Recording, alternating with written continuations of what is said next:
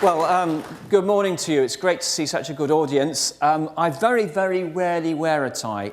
In fact, I wear it about once a year, and there's a very special reason I'm wearing a tie, for which will be revealed during this talk. So I'm going to talk about radar. I'm going to particularly talk about the history of radar from when it was invented up to the end of the Second World War. And I want to convince you that mathematics, particularly through its use in radar, played a major role in winning the Second World War. So if ever there was an application of maths, this was it. And one of the reasons I'm standing in front of you talking about radar is that before I worked for the University of Bath, I actually worked in radar myself. So this is very much from the heart, this talk. It's combining various interests of mine. So this is going to be what I'm going to tell you about. Last year, in fact, was a very significant year for radar. It was the 75th anniversary, both of its invention, and when I say its invention, I mean its invention in England rather than its invention in Germany or America. Then last year was also the 70th anniversary of the magnetron, which I'll tell you about, the Battle of Britain, which I'll tell you about, and the Tizard mission to the USA. And so the talk I'm going to give, I'll take you a bit from the start, how radar was invented and how mathematics was vital in that invention. If it hadn't been for maths, radar would never have been invented. I'll then tell you how radar was used during, first of all, the Battle of Britain, and then during the rest of the Second World War, and in fact show you the vital role played by the University of Birmingham. It's very important that we're in Birmingham. Without Birmingham, we wouldn't have had radar. So I'll tell you why Birmingham is so important. And then I'll try and tell you where radar has led us on to in terms of modern technology. So as I say, radar started for a mathematical calculation. And the main calculation I'm going to show you is one which was written in 1935, but in a very real sense, radar goes back much to an earlier mathematical calculation which was made in the 19th century. And this was a calculation by a guy called Maxwell, and there he is. Maxwell was without doubt one of the greatest scientists that's ever lived. It's a bit of a shame that he's not as well known as people like Einstein or Newton, because Maxwell was, I say, one of the greatest scientists of the 19th century. Amongst his many achievements were the discovery of radio waves. He also was the person that invented colour photography, and he also invented the governor that was used in steam engines. So he had a lot of sort of good things. But his main achievement was coming up with some mathematics. Now, this is Meet the Mathematicians. Fortunately, the ice has been broken. There's also already some maths on the board. I will be showing some maths in this talk, so I think it's best to brace ourselves when we get complicated formulae. So here's the formula. There we are. This is the formula that Maxwell came up with. And when I was introduced by Michael saying I was chair of maths at the Royal Institution. At the Royal Institution, there was a guy called Faraday, and Faraday did some wonderful experiments on electricity and magnetism, and then he handed over his experimental ideas to Maxwell, and Maxwell turned them into mathematics, and these are the formulae that Maxwell came up with.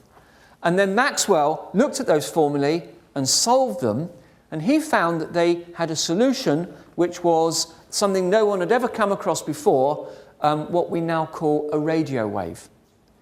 And those formulae predicted radio waves. Without those formulae, we wouldn't have radio. Without radio, we wouldn't have TV. We wouldn't have mobile phones. We wouldn't have Wi-Fi computers. We wouldn't have microwave ovens. We wouldn't have radar. We wouldn't have aeroplanes. The whole of the modern world would not have happened if it hadn't been for Maxwell and those formulae. So I think mathematicians can justly claim to have invented the modern world, and that was the guy that invented them. So radio came out of those formulae. And if you go on to study mathematics or physics or engineering at university, the chances are you'll meet those formulae probably in about the second or third year of your studies. So that was a theoretical prediction. Maxwell was not a practical scientist, although, as I say, he did invent the colour photograph. But he did predict the existence of radio. And then later on, a guy at the top called Hertz actually went on to show with physical apparatus that radio waves existed. And what he did was he took jars, which he covered with metal. He put sparks across the jars. Those jars acted as radio transmitters, and he found he could send sort of messages from one jar to another, from one end of the room to another.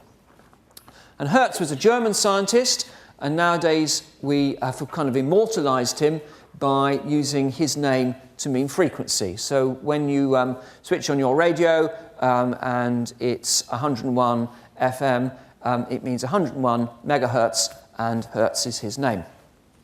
And what Hertz did was he showed not only that radio waves existed, but in fact that they bounced off things. He found if you put metal objects, then the radio waves will bounce off those metal objects, and that gave a lot of people the idea that you might be able to use radio to detect metal objects. So the next sort of hero of the story is Marconi. So Marconi was an Italian who moved to England at the beginning of the 20th century. And Marconi was the person who really invented radio communication as a way of kind of transmitting information around.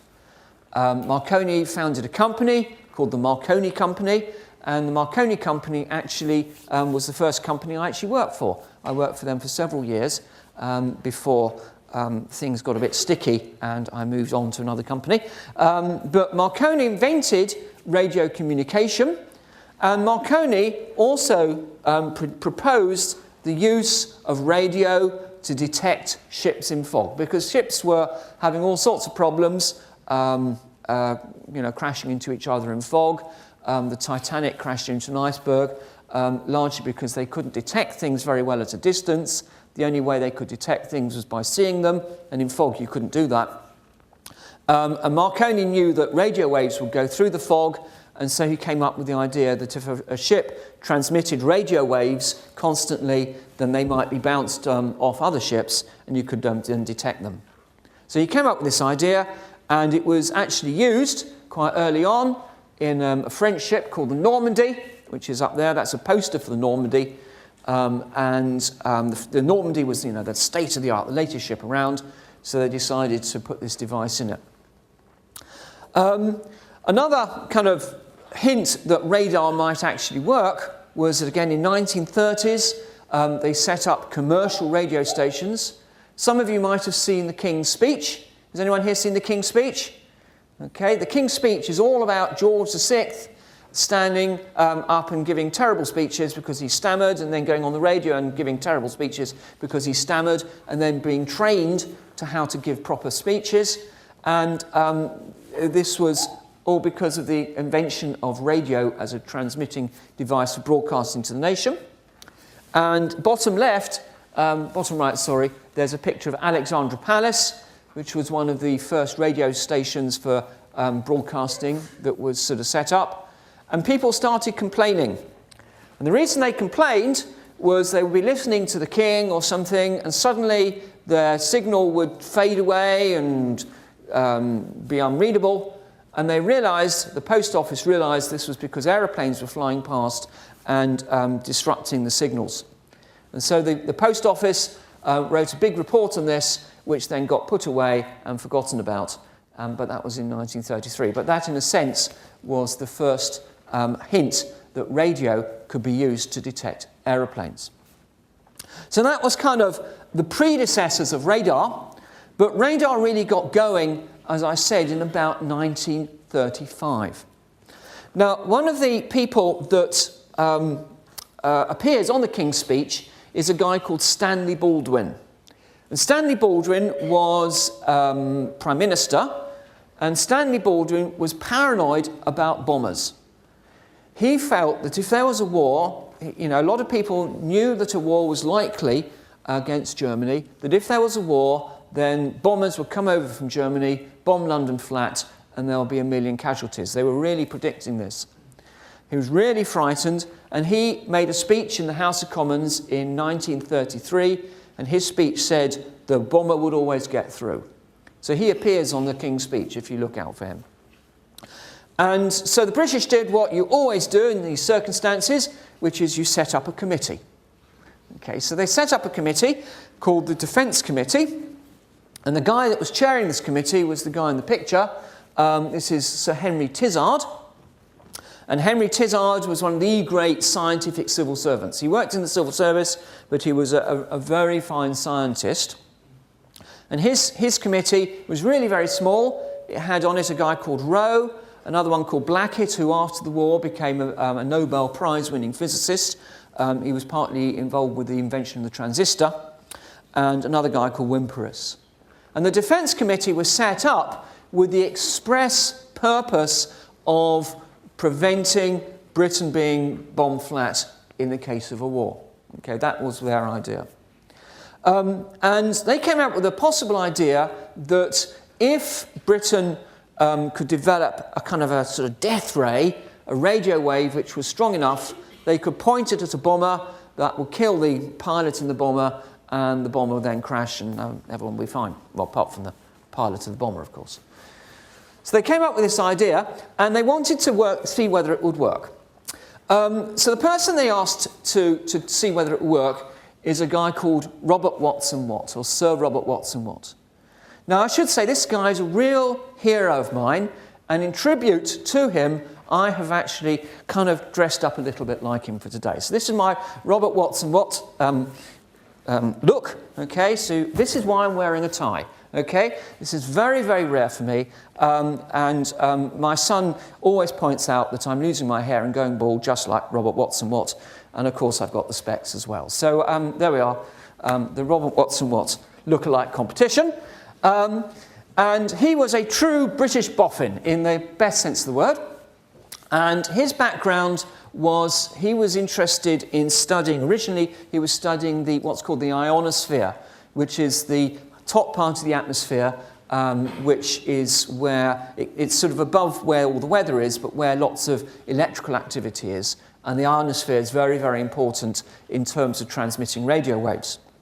So he knew all about the ionosphere and the way radio was affected by the atmosphere. And he was working in a place called the National Physical Laboratory, and so he was asked by this committee to do the calculation about radio waves because they knew he knew something about it. So he did a calculation to work out how much power it would require to fry the pilot of a bomber, and he came up with the answer of 5 gigawatts. Now, just to give you an idea what 5 gigawatts means, 5 gigawatts is approximately the amount of power required to power the whole of Wales. 5 gigawatts is approximately the amount of power produced by 2 nuclear power stations, or it's substantially more than all the power generated by all the wind turbines in the UK. It's an awful lot of power. And even today, we couldn't shove 5 gigawatts up into the air, nor would we really want to. So he said, forget it. You're not going to be able to fry the pilot.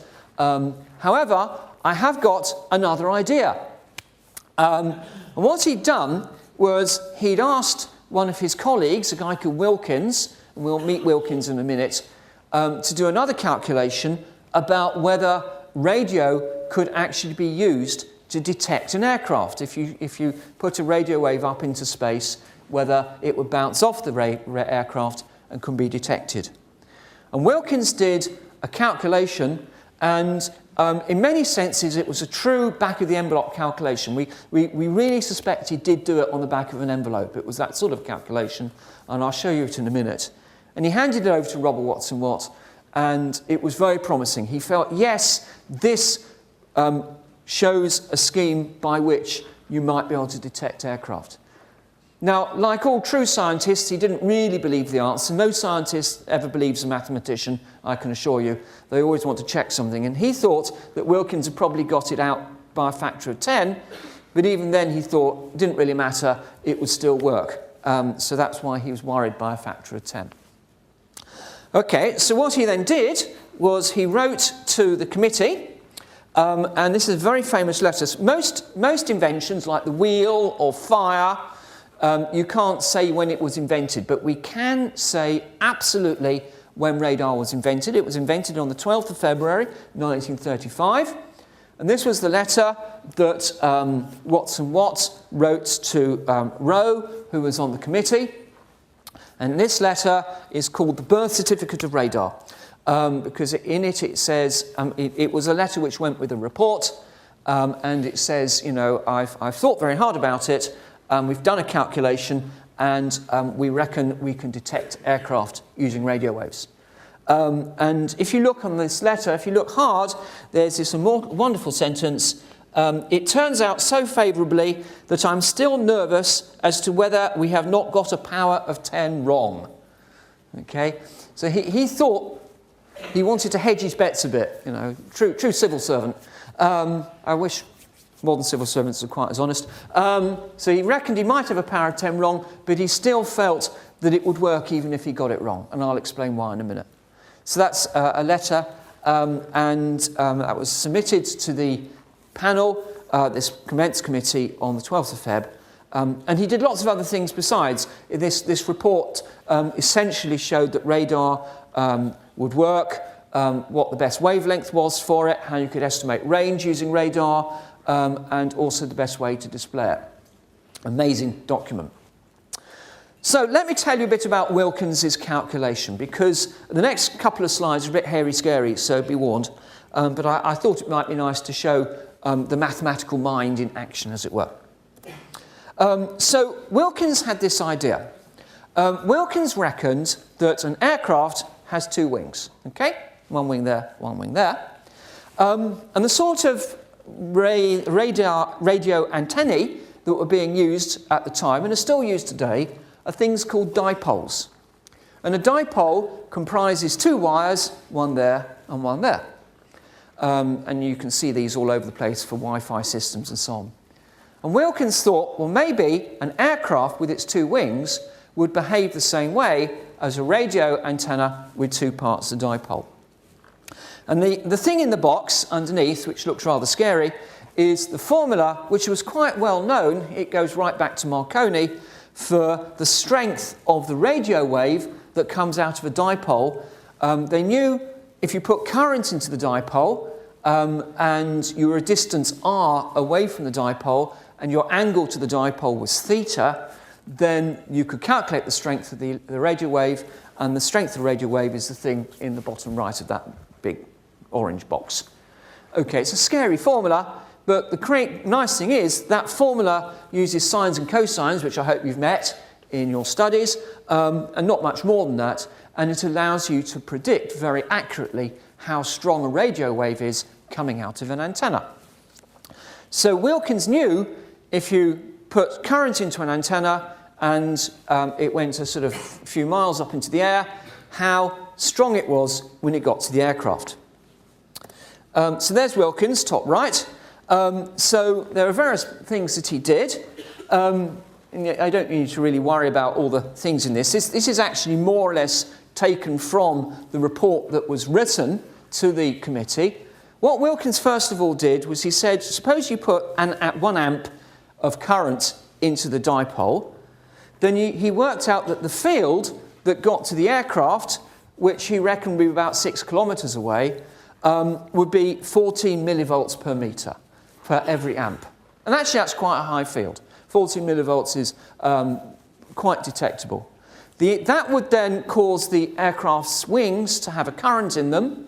The aircraft wings would then act like a radio antenna and would reflect the signal back. And when the signal got back, the field that you receive would be 15 microvolts per metre for every amp in the current into the aerial.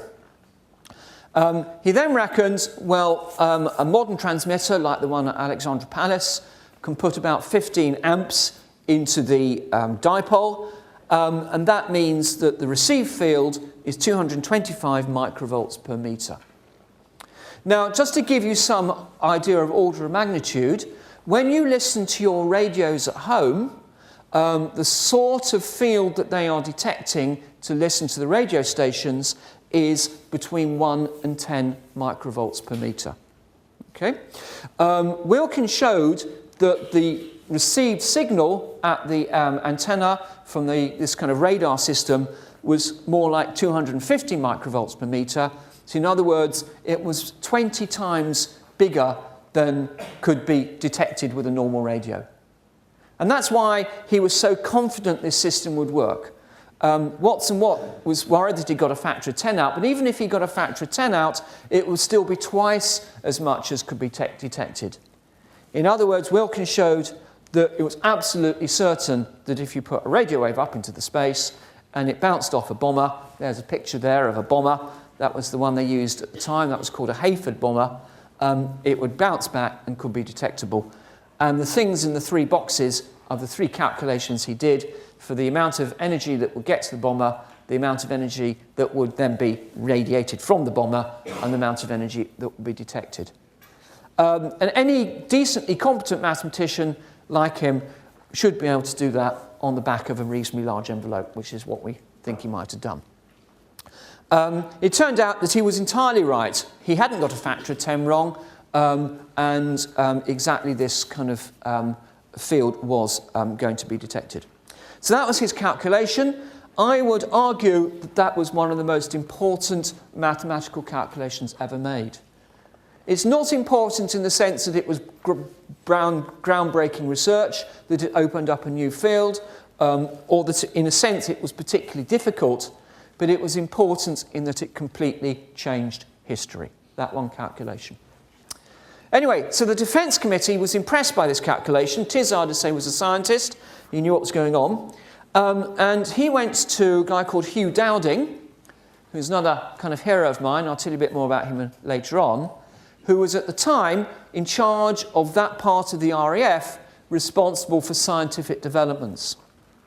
And Hugh Dowding, moving remarkably quickly for a civil servant, immediately allocated £10,000, so I suppose that'd be almost as much as £1 million now, to conduct experiments into turning that formula into a practical device for detecting aircraft. And so the upshot was, in the 26th of February, which was only 2 weeks after they got the letter, it says moving unbelievably fast. I mean, no government committee, now it would take 2 weeks just to, work out who might be on the committee. They actually got the whole thing going. And I think the reason was that they knew absolutely if they didn't get this right, they were going to lose the war. They started this experiment. So what they did was they got a bomber, which was one of these rather elegant biplane bombers, a Hayford bomber, to fly close to the radio transmitting masts at a place called Daventry, which actually isn't that far from here. This was one of the main broadcast stations. And they would then set up a receiving station. You can see what they had. They had a van with a couple of wires attached. And the bomber flew close to the station, and sitting in the van, they were able to measure the reflected signals off the bomber and detect them and show quite clearly that you could detect a bomber by this process. And if you go to Daventry, which I say is not very far from here, you can see a plaque with their names on it, Robert Watson Watt and Wilkins, who did the experiment, and there's even a picture of the bomber on it as well. So that showed them that it would work. And then, having demonstrated it would work, there then started an absolutely furious amount of activity.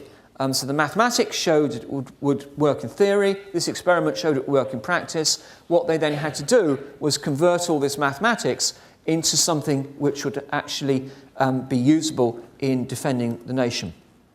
So what they did was they went over to a place called Orford Ness, which is on the east coast of the UK. It's in Suffolk. And they took up residence in a manor called Bordsey Manor, and did all their experiments in huts. You can see one of the huts there with post office technology valves. The reason they went onto the east coast was twofold. One was because it was kind of miles away from anywhere, so they could do their experiments in secret, and also because it was close to the North Sea, which is where they reckoned the Germans would come in from, and therefore they could use it to detect the Germans. So they did lots of experiments, and they were joined by a guy called Taffy Bowen, who's bottom left, who's another great hero of mine. Taffy Bowen was one of the engineers who was responsible for taking all this sort of theory that was coming up and turning it into a practical device. And one of Taffy Bowen's ideas was that you could use radar to detect the range of an aircraft. And the idea is breathtakingly simple. If you want to see how far something is away in this room, I might clap my hands and listen to how long it takes to get the echo. And then if I know the speed of sound, that tells me how far away it is. What they did with radar was they sent out a pulse, a very short pulse. That would then go out, bounce off the aircraft, come back. They'd measure the time, they'd multiply by the speed of light, and that tells you how far the aircraft is away.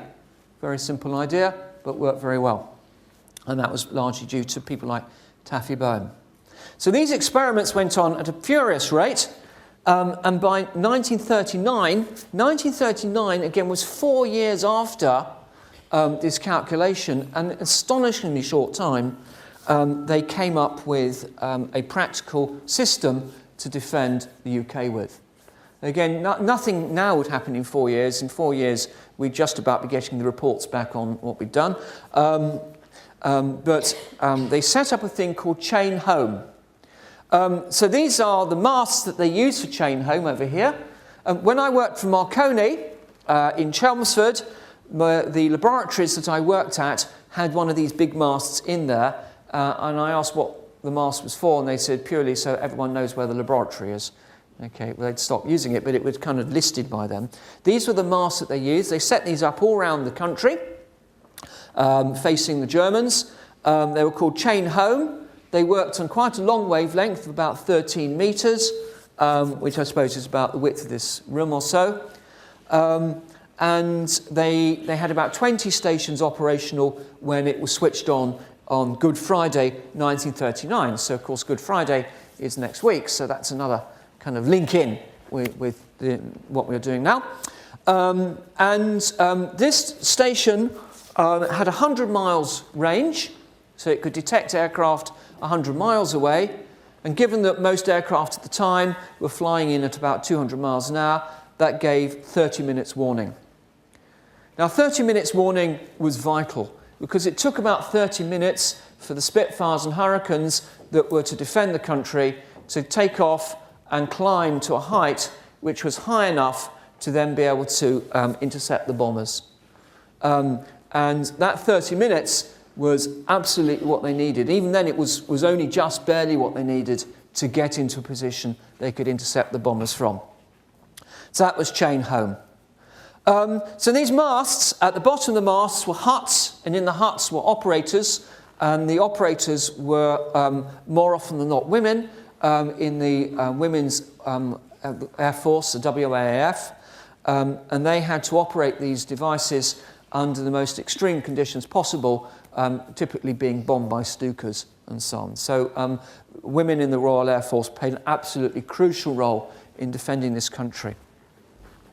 Okay, so these masts are rather interesting. They have a bit at the top and a bit at the middle and a bit at the bottom. We used to call it Nelson's hat when I was working underneath them. And they had these 3 bits for a reason. And the reason was that one of the key things you need to do when aircraft are coming into attack is you need to be able to find the height. And this is how they found the height. Again, they use mathematics. The first calculation is if you can measure that the angle that the aeroplane is to the horizon and bring in the curvature of the Earth, because that's important, and you know the range, and you can measure the range using these pulses, then the formula in the pink box gives you the height of the aircraft. This is the original formula they used, and what's marvellous, nowadays everything's boring, we do it all in metres. In those days things were a bit more elegant. The height was in feet and the range was in nautical miles. And if you combine all those together, you get, and of course the angle has to be in degrees, you get that formula for the height. So that's a nice, again, back of the envelope calculation. For those of you who are interested in these things, this is one of the 101 uses of a quadratic equation, which you can read about in my forthcoming book on quadratic equations. So this is a quadratic, in case you thought quadratic equations were rubbish, that was one of the uses for them. So if you can measure the angle that the aircraft's coming in at, then you can measure its height. And the way they measured the angle was they would measure the strength of the radio wave at different heights on the radio mast. That's why they have a bit at the top, bit in the middle, bit at the bottom. And the thing in the orange box is a formula which tells you if you can measure the relative strengths of the two signals at the top and the bottom, then you can actually work out the angle from that. And that box might look a bit scary. To say how scary that box is, this was a formula which was actually having to be used by these poor WAF personnel in the office at the bottom of the radio whilst being bombed by bombers. So you might think it's pretty nasty doing maths in your classrooms with the teacher looking at you. They had to do it under somewhat more nasty circumstances to use that formula. If I can just talk personally, again, mathematical formulae are fine, but in any real-life situation, you normally have to worry about other things as well than just the formula. You need to worry about extra reflections and the effect of extra bits of geometry. So these formulae are always fine-tuned by flying aircraft at the stations and calibrating it.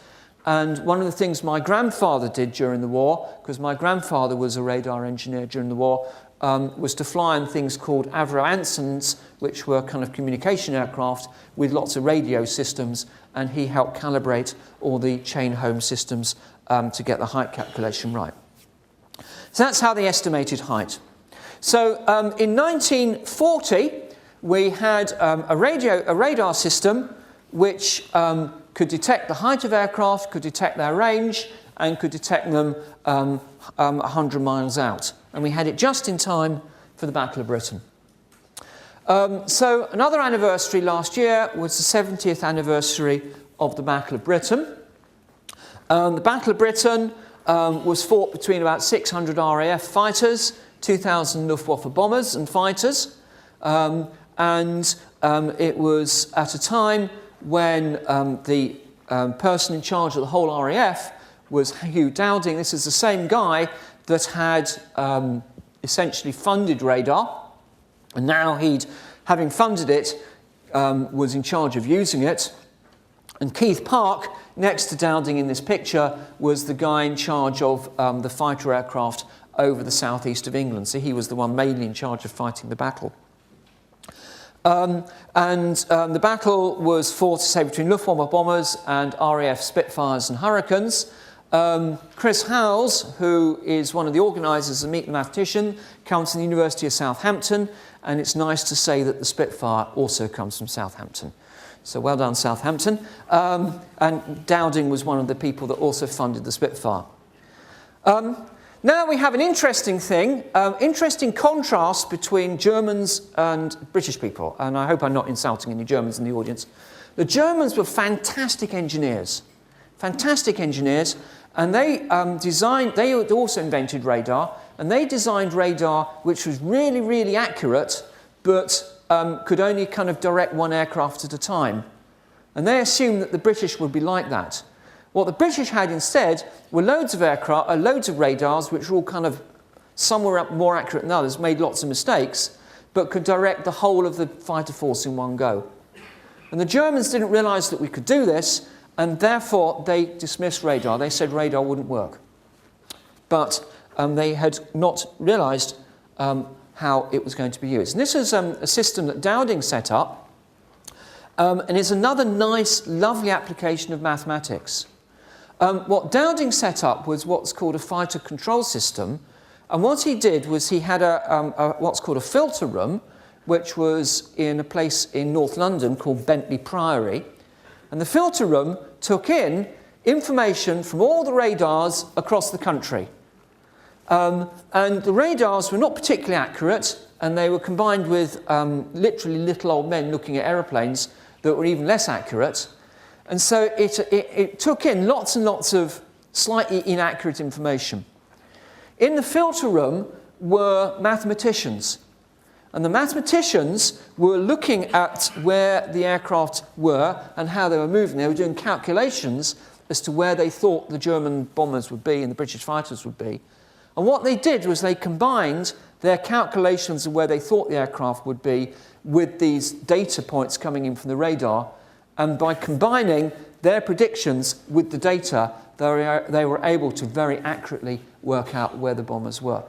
And this is now used quite a lot, this idea of combining predictions with data to get something much more accurate. Your mobile phone uses this technology, and GPS uses this technology. And it all goes back to the Battle of Britain. So the filter room worked out where the bombers were. That passed the information on to group. In group, they then worked out how to intercept and then passed that on to the squadrons. And then the squadrons sent the Spitfires and Hurricanes up to do the interceptions.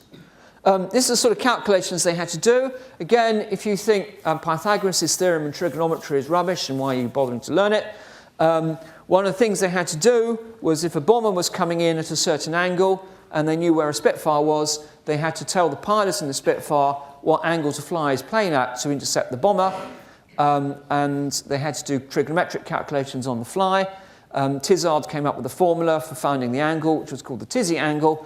And then that was, all these sums were done very, very quickly without using calculators to direct the Spitfires onto the bombers. And this was a typical operations room. This one's still around. It's in Uxbridge. And what they did was they took all the information from the filter room. They fed it through to people on the ground who were typically, again, these women, members of the Royal Air Force, who would move flags around to show where the bombers were, and then the fighter controllers would use those to direct the bombers. It's a bit different from the modern graphical display screens, but the idea was right.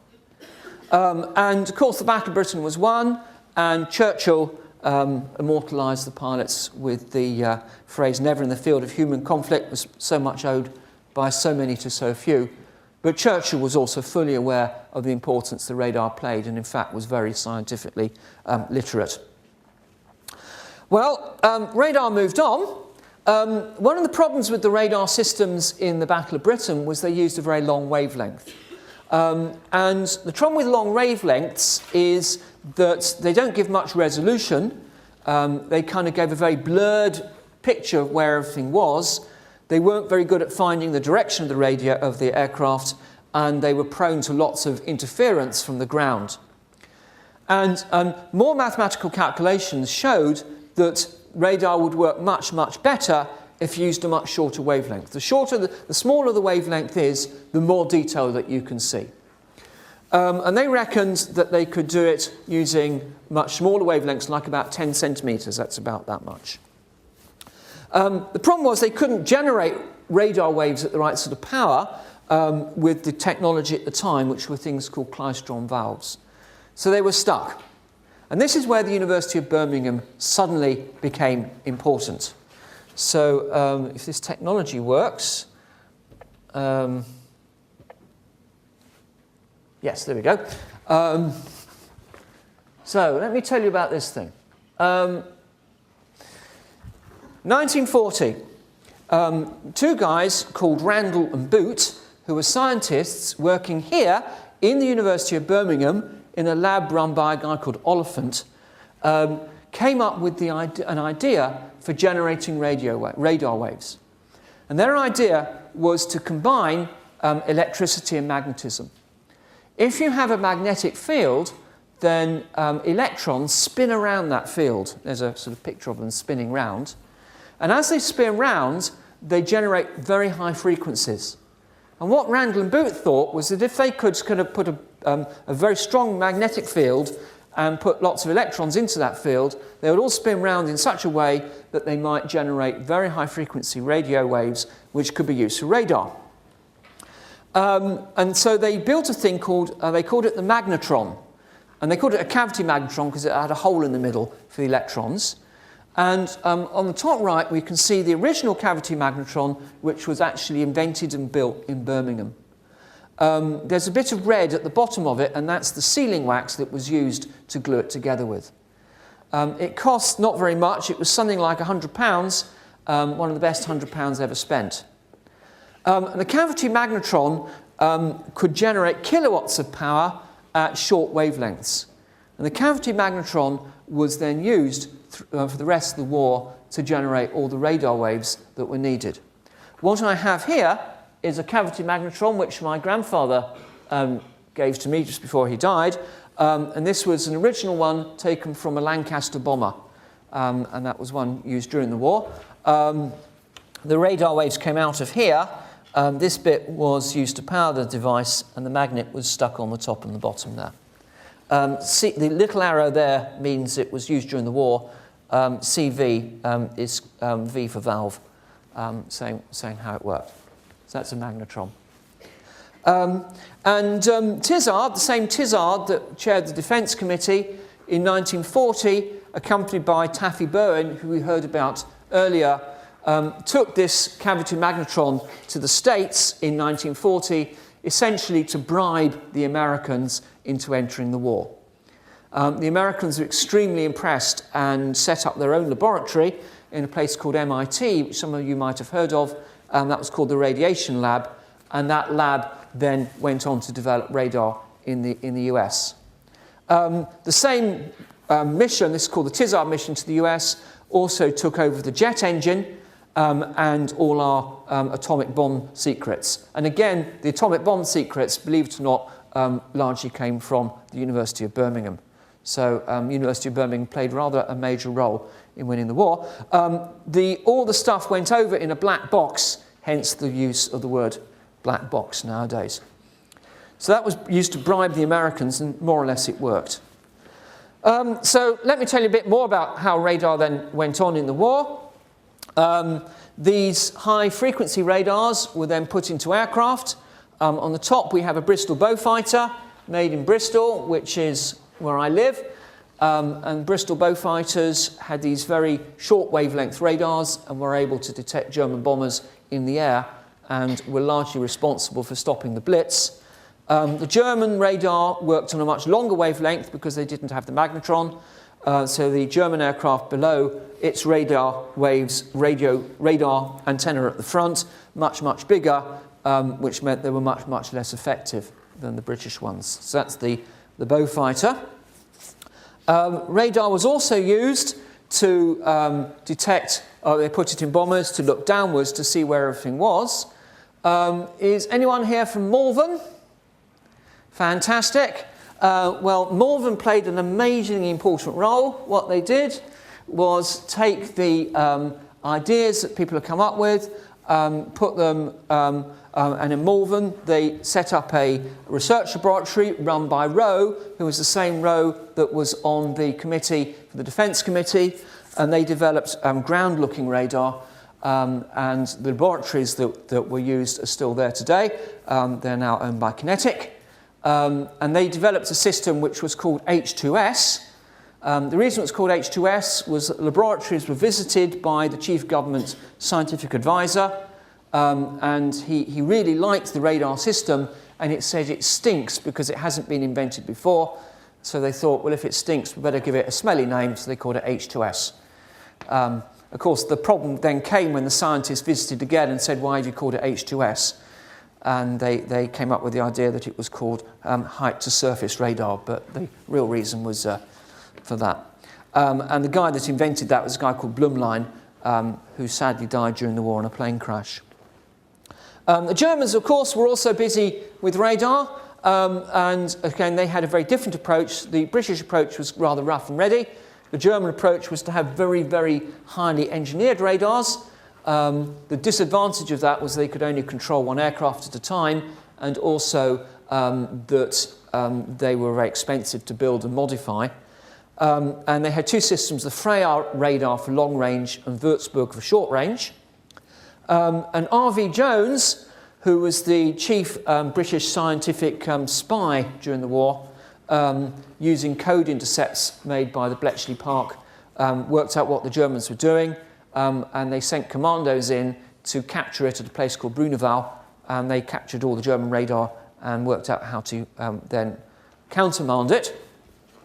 And one of the ways they did that was they jammed it using things called chaff or window, which were small amounts of metal. Another big use of radar during the war was in navigation, and that was, again, used a system called oboe.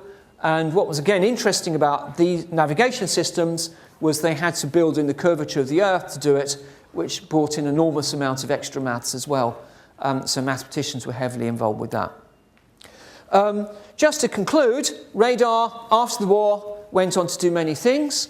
A guy called Hay was partly responsible for detecting German jamming, and he was trying to work out a typical why certain radar systems were jammed, and realised that they were being jammed not by nasty Germans, but by the sun. And he realised that the sun emitted radio waves, and his work, combined with Bernard Lovell after the war, led to the invention of radio astronomy. And the guy in the tie in front of the Parkes radio telescope in Australia is none other than Taffy Bowen, who was the guy responsible for developing radar in 1935 onwards. And a further major use of radio and radar technology, very important to our homes, is the microwave cooker. And the microwave cooker, illustrated, has one of these magnetrons in it, and you're using one of those every day. You press a button in the microwave cooker. So modern technology, radio astronomy, all of modern radar, the microwave cooker, and everything else that we hold dear to our lives all came from radar, and radar all came from one calculation back in 1935, probably on the back of an envelope. And I think we have a lot to thank those mathematicians for. Thank you very much.